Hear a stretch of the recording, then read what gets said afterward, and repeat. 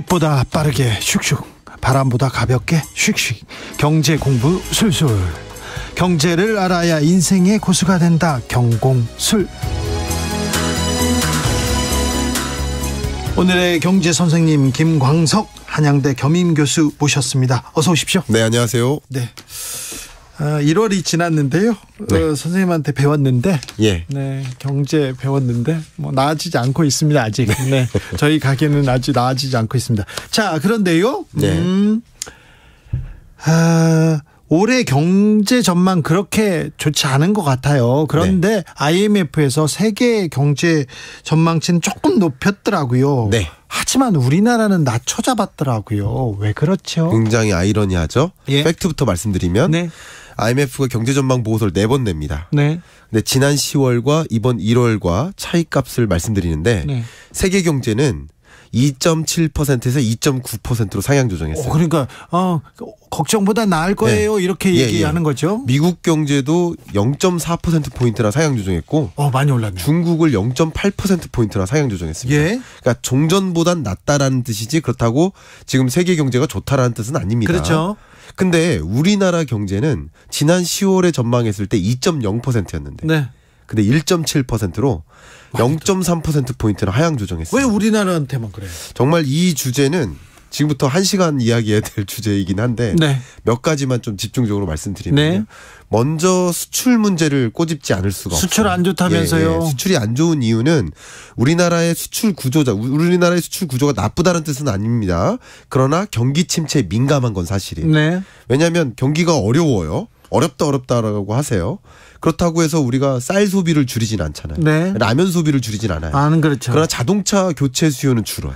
이거 조금 가전제품 한 1년 더 쓰자. 그렇죠. 버텨야죠. 그럼 문 잘 안 닫혀도 냉장고 네. 좀 2년 더 쓰자. 그렇죠. 결과적으로 내구재 수요가 줄어요. 네. 근데 우리나라의 주요 수출 품목들이 내구재 혹은 내구재에 들어간 부품이에요. 네. 극단적인 사례가 반도체죠. 네. 반도체를 우리는 사지 않잖아요. 네. 반도체가 들어가 있는 제품을 살 뿐이죠. 그렇죠. 그러니까 우리나라 주력 수출 품목 1위가 반도체고 네. 우리나라 수출에서 약 20%를 차지하는 게 반도체인데 네. 결국 반도체 수요가 주는 것이 지난주에 나타났죠. 네. 삼성전자의 지난 22년 4분기 영업이익이 네. 정말 역대급으로 저조한 상황. 네. 이런 것들이 가장 대변되는데 수출이 좀 안 좋아요. 네. 그다음 좀 주목한 것이 물가입니다. 물가는 그러니까 또 계속 왜 그랬냐면 높아요.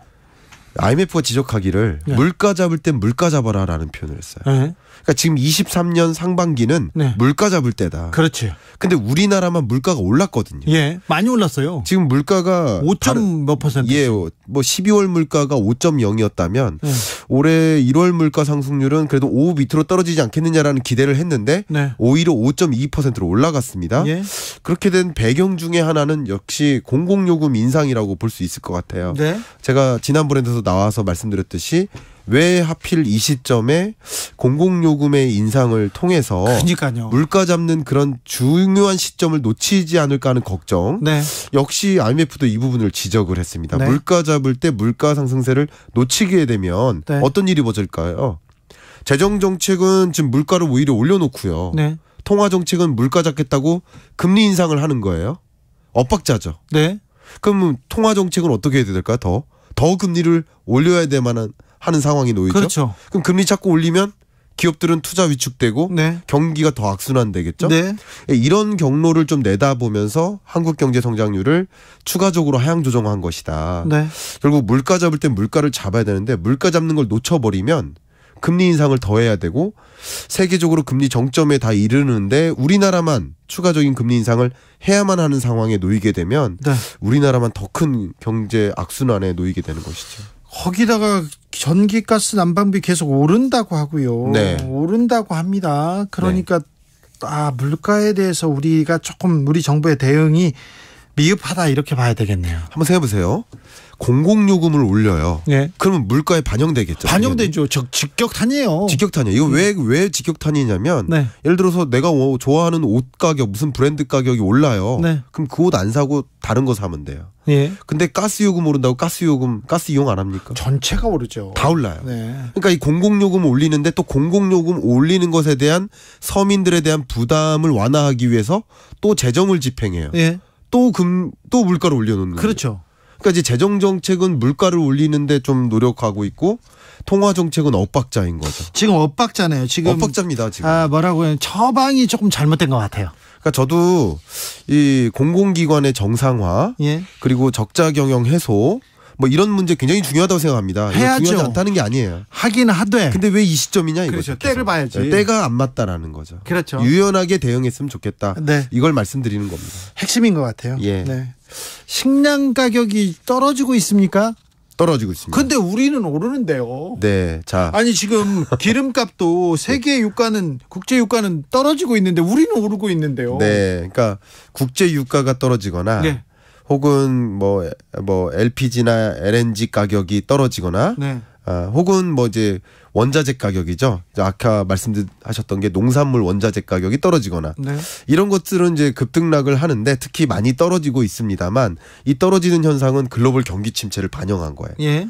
선물 시장에서 이 가격이 반영됩니다. 앞으로 수요가 줄겠네 하는 것을 반영한 거예요. 근데 여러분 구매하시는 소비 품목의 가격, 가장 대표적으로 여러분 라면 가격, 과자 가격 이런 완제품 가격들은 올릴 땐 올리더라도 떨어뜨릴 때는 안 떨어뜨리죠. 안 떨어지죠. 안 떨어져요. 떨어지는 법을 잊었죠. 뭐 본 적이 떨어뜨리기가 없어요. 어렵기도 합니다. 여러분도 입장을 바꿔놓고 내가 김밥 가게 사장님이다라고 했을 때 뭐 네. 여러 단무지 오르고 햄 오르고 뭐 김 올랐다고 해서 가스 요금 올랐다고 해서 이 김밥 가격은 올려잡지만 또 이런 요금들이 좀 떨어진다고 해서 다시 낮춰잡기는 어렵잖아요. 그런 거 본 적이 없어요. 예. 그러니까 하방 경직성이 있다라는 표현인데, 그러니까 물가가 한번 오르기 시작하면 떨어지기는 어렵습니다. 네. 예, 그런 경로라고 생각하시면 좋겠고. 아니 그런데 좀 1,200원 올라야 될 거 아니에요. 원자재는 1,200원 올렸는데 막 네. 소비자가는 1,000원씩 오르니까 거기 네. 할증 붙고 너무 오르니까요. 네. 어떻게 보면 우리 기업들도 이런 인플레이션 시대에 그 기회를 포착하기 위해서 함께 가격을 올려잡는 그런 경영 전략도 취하고 있는 모습이라고. 지금 이 시기에 가격 막 올리고 막 그러고 반윤 아닙니까? 반윤?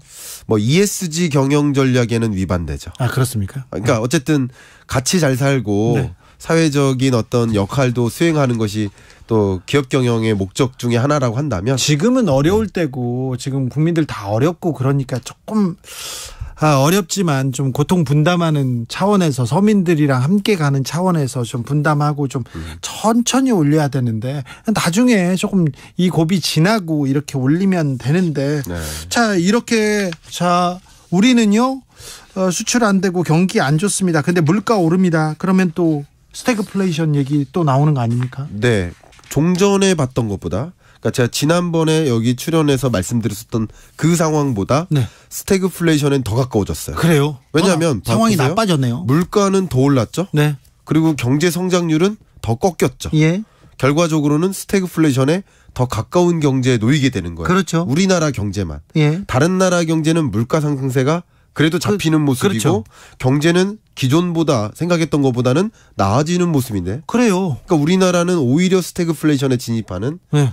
겪어보지 못한 예. 그런 경기 침체의 모습이 진행되고 있다라고 볼 수 있습니다. 그러니까요. 미국 주가는 지금 올라가기 시작했어요. 네. 그리고는 다른 데도 희망 섞인 보고서가 나오기 있는데 우리나라만 지금 네. 약간 이거 보조를 맞추지 못하고 있는 거 아닌가. 네. 중국 수출도 많이 줄었더라고요. 맞습니다. 그러니까 근데 중국과의 관계를 조금 개선해야 될 텐데. 네. 미국에서는 기준금리 0.25% 인상했습니다. 이거는 다 예상했어. 이렇게 얘기가 나오던데요. 맞습니다. 미국은 어쨌든 금리를 베이비 스텝 0.25%포인트 올릴 거라고 많은 분들이 예상을 했었고요. 네. 예상치대로 금리 인상은 단행됐습니다. 네. 그것은 뭐 새로운 뉴스는 아닌 것 같고요. 네. 그거보다 향후 금리를 어떻게 할까 이거에 관심이 있었는데 제롬 파월 연준 의장이 디스인플레이션이라는 표현을 세상에 던졌어요. 디스인플레이션은 또 뭡니까? 좀 어려운 개념 같죠. 네. 어렵진 않습니다. 그러니까 인플레이션은 기본적으로 우리의 목표 물가가 2%잖아요. 네. 그럼 2% 물가 상승률을 상회하면 인플레이션 시대인 거예요. 네, 네. 그러니까 지금도 인플레이션 시대 맞아요. 네. 근데 미국 물가 기준으로 9.1%를 찍었단 말이에요. 네. 이게 계속 인플레이션율이 올라가는 시대. 그런 시대였다가 여전히 이 물가 상승률이 2%를 상회하는 고물가 시대인 건 맞으나 네.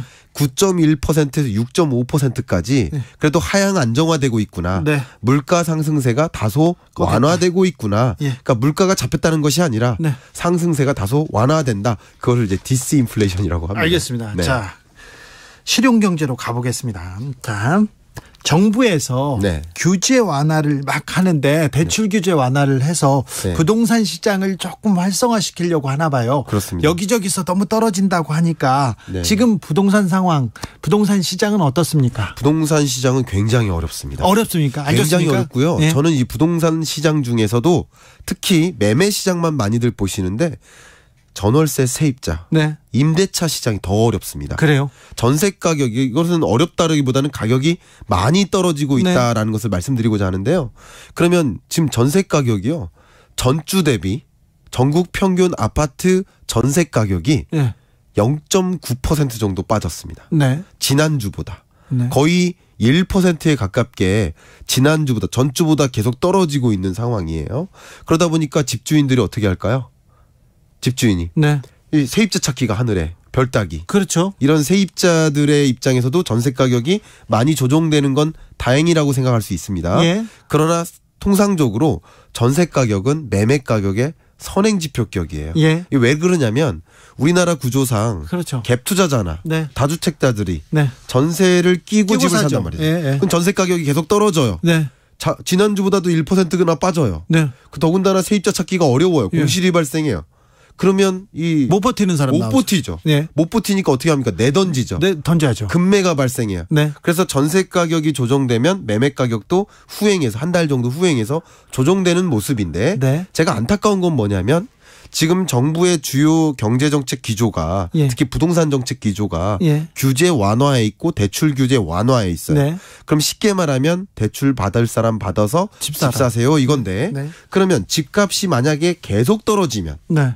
그러면 대출 꼈는데 그 자산 가치가 떨어지면 네. 그걸 고위험군이라고 하거든요. 위험하죠. 고위험군을 정의한다면 네. 자산 규모보다 부채 규모가 더 큰 경우를 뜻해요. 네. 그러니까 2,000조의 가계부채가 문제가 아니라 네. 그중에서 고위험군 자산 규모보다 부채 규모가 더 커져버린 네. 그런 계층이 계속 늘고 있다라는 거예요. 네. 그게 가계부채의 가장 위험 신호인데 네. 주택 가격이 계속 조정되는 와중에 이 와중에 대출을 끼고 집을 사게 되면 그때 이후에도 계속 집값이 조정된다고 생각해 보세요.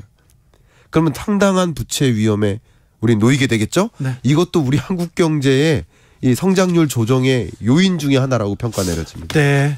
제가 아는 양 사장님께서는 지난달에 집을 샀어요. 네. 집을 샀는데 작년 고점보다 많이 떨어졌으니까 이번 이 정도면 합리적인 가격이다 이렇게 네. 생각했는데 지금 쳐다보니까 네.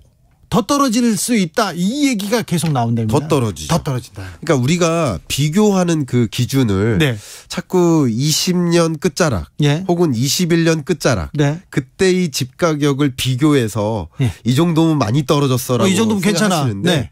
그게 아니라 예. 2020년 팬데믹이 터지기 전 네. 오히려 2019년 12월 네. 그 당시 집 가격과 비교하시는 것도 좋은 방법입니다. 아 그래요. 와 예. 그래. 고점에서 지금 생각하지 마라. 예. 아예. 우리가 항상 비교잣대가 네. 고점 대비 이만큼 빠졌다라고 생각하시는데 그 고점만큼은 당연히 빠질 수 있다라고 가정하시고 네. 지금 조정률이 마이너스 0.5%까지 떨어졌다고 했잖아요. 네. 지난주 대비 네. 이 값이 플러스로 전환되기 시작하는 지점은 23년 연내에 오지 않을 가능성이 높아요. 제가 다른 또 전문가한테 네. 또 우리 경제 선생님한테 물어봤더니 네. 올해는 집 살 생각하지 마라 이런 얘기 하더라고요. 내년 그 비슷한 생각이시네요. 저도 비슷합니다. 올해는 집 안 사시는 게 좋고요. 예. 여러분께 제가 꿀팁을 좀 말씀드릴게요. 꿀팁. 다른 건 몰라도 네. 미분양 주택 건수. 예. 이 건수가 얼마나 늘어나나. 지금 늘어나고 있어요. 예, 늘어나고 있는데 네. 이 건수가 줄어들면 네. 미분양 주택이 해소되면 네. 그러면 수요와 공급이라는 관점에서 수요가 늘어난다는 뜻이잖아요. 네. 가격이 폭등하는 겁니다. 네. 2020년에 미분양 주택 건수가 해소됐어요. 그렇죠. 그리고 21년에 그 저점에서 맴돌았어요. 네. 이때가 가격이 폭등하고 가격이 또 둔화되는 시점이에요. 네. 정확히 일치합니다. 네. 그리고 22년 들어서 미분양 주택 건수가 급격히 늘어나기 시작하는데 지금 늘고 있어요. 우리나라가 2017, 18, 19, 20년 동안 네. 미분양 주택 건수가 매월 대략 한 6만 호 수준을 유지해요. 예. 대략. 예. 그런데 지금 6만 호를 넘었습니다. 네. 6만 8천 호를 찍었습니다. 예. 근데 이 미분양 주택 건수가 이것을 넘어서면 계속 미분양 주택 건수가 늘어나면 늘어날수록 주택 가격은 더 떨어져. 조정된다라고 보시면 좋아요. 그래서 미분양 주택을 정부가 삽니까? 그렇게 하기 어렵죠. 사들인다 이런 얘기 있던데요. 이게 쉽지가 않습니다. 네. 그게 정책의 방향대로 계획대로 되는 게 아니고 네. 기본적으로 매수자의 심리가 네. 매수해야 되겠다. 이제 집값 오르겠다. 그렇죠. 뭐 그래야만 혹은 구매 여력이 충분해야만 네. 그래야만 매수로 연결되기 때문에 공급은 계속 늘어나는데 수요가 이어지지 않으니까 네. 가격은 계속 조정될 수밖에 없겠구나. 네. 이렇게 생각하시면 됩니다. 자, 미분양이 늘고 있다. 아직 때가 아니다. 이렇게 지켜보면 되네요. 그렇습니다. 네. 그럼 미분양 주택 건수가 네. 얼마만큼까지 늘어날지를 보시는 것은 얼마만큼까지 집값이 조정될지를 보는 거랑 비슷해요. 알겠습니다. 그렇게 생각하시면 네, 좋겠습니다. 꿀팁 하나 배웠습니다. 네. 경공술 김광석 교수님과 함께 배워봤습니다. 감사합니다. 주진우 라이브는 여기서 인사드리겠습니다. 저는 내일 오후 5시 5분에 돌아오겠습니다.